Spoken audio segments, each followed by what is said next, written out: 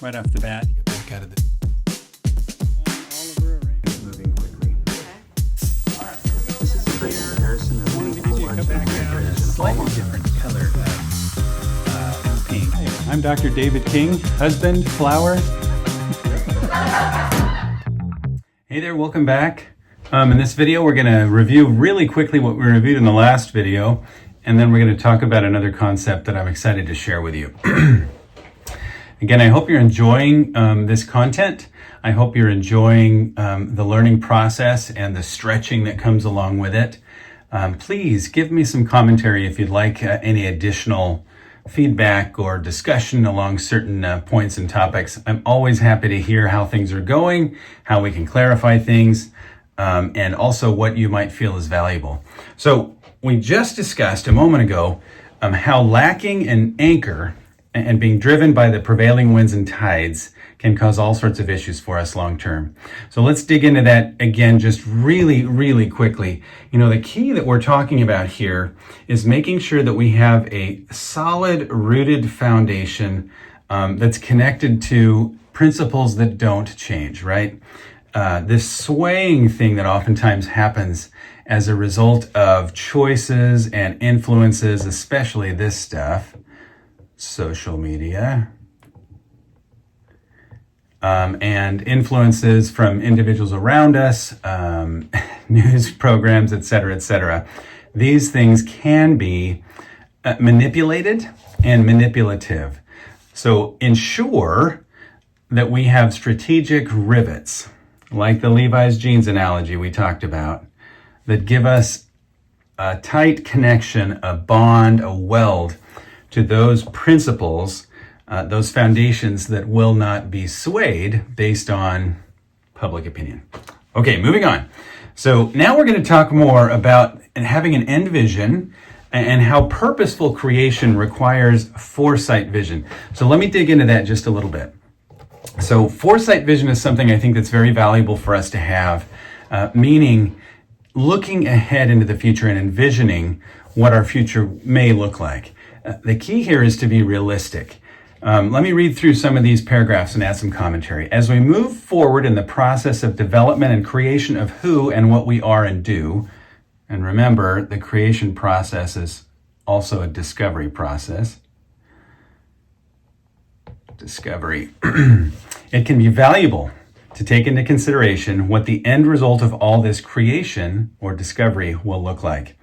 Envisioning what the end is from the beginning can be a valuable tool and a worthwhile exercise to employ on a more regular basis as a form of self-evaluation.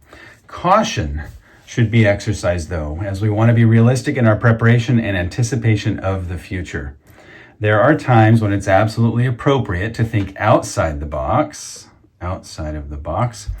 and to assume the best case scenario.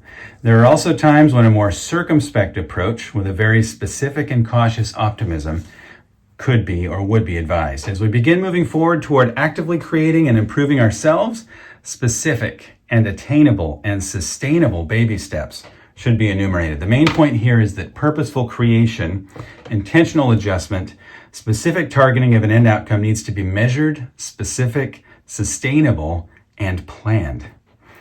There's some important descriptors there. Measured, specific, sustainable, and let's do a star around this one, planned. That doesn't really look very clear. We'll do fuzzies around there. There we go. Measured, specific, sustainable, and planned. All right? Those things are absolutely critical. We've talked about before how accidental discovery and creation happens once in a while, but it's not the general rule, so we should not rely entirely on that. We have to make sure that we are envisioning what that future looks like and establishing some very specific, attainable, sustainable, and measured goals. Otherwise, have you heard the analogy, aim small, miss small? The first time I heard that was in the movie The Patriot. And it's interesting that the main character, played by Mel Gibson, is giving his young son, a firearm and asking him to to kill the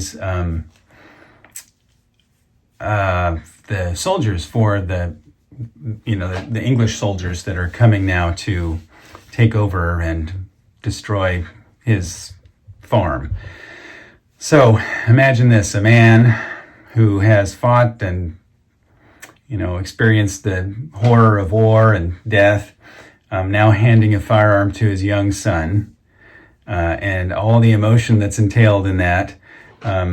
Young son, and I think he was 8 or 9, maybe 10 years old. It might have been 12. Anyway, one of the only things he says is look for the leaders and aim small, miss small. And for a while, it took me, some time to think about and recognize, at least try to recognize what that comment means. But it makes a lot of sense when you think about it. So if I'm aiming for the whole body, if you will, the whole chest, then I may miss the whole chest in this situation. But if I'm aiming for a button on the center of his chest and I miss the button, I've still hit my target, assuming I'm somewhere where I should be.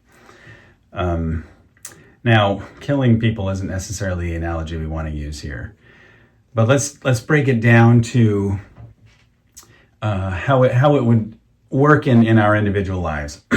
So, for instance, if I had a goal here at the dental office to provide a certain number of procedures, like new patient exams or cleanings or, certain number of crown or restorative procedures. And I enumerated that goal, wrote it down, made sure it was specific and attainable and sustainable without damaging, the infrastructure of the office.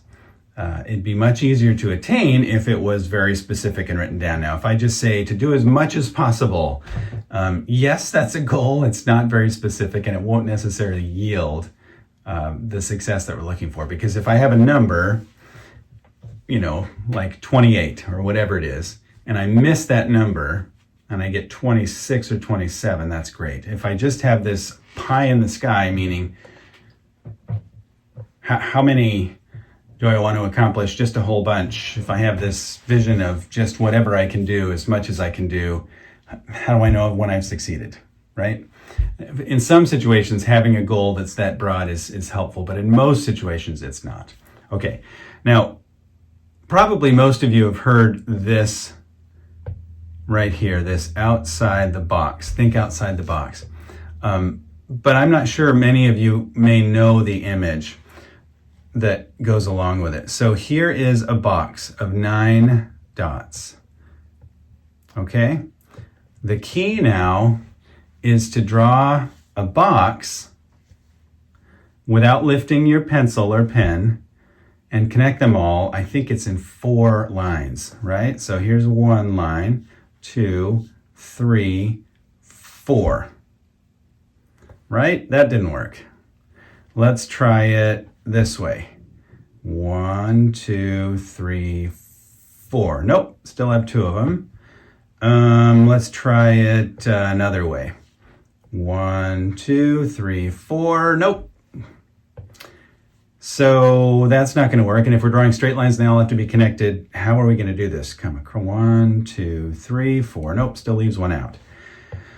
All right, so let's now think outside the box. Outside the box, meaning outside of these 9 dots that form a box, okay?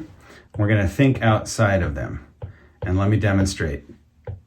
Okay, 4 lines. Can't lift your pencil. 1, 2. Oh, there's outside the box. 3, 4. Okay, you see that? Outside the box. Let's do it again. The key now is, from any direction, you go down to the corner, you come up, we're going to go outside the box. You're going to grab these 2 and back in. Okay? That's 4, right? There's 1, 2, 3, and 4. One more time for good measure. All right. 1, 2, 3, and 4. So, yeah, kind of just curve here. So 4 lines outside the box. These areas are what we need to utilize to connect, in this scenario, to connect those 9 dots with 4 lines. So think outside the box means essentially accomplishing our same purpose, but stepping slightly outside the paved road, if you will. That's helpful to do in many situations. In a creative situation, that's awesome. However, when we're talking about goals and progress and, normal daily accomplishments, we need to make sure that we have specific, attainable, and sustainable goals in place so that we can actually achieve those goals. So they need to be within the box, meaning within the realm of what's normal and accomplishable. Otherwise, success will probably be out of our reach because we don't really know what it is. So we have to define success, measure it, set up a way to evaluate what success is, and then move forward in a very sustainable and planned way. Okay, so in the next lecture, we're going to talk about time traveling. Sounds great and fun and exciting, okay? And we'll see you in the next lecture. Thanks. Hi, everybody. I want to give you a quick behind-the-scenes tour of my little studio. As most of you know, I've been working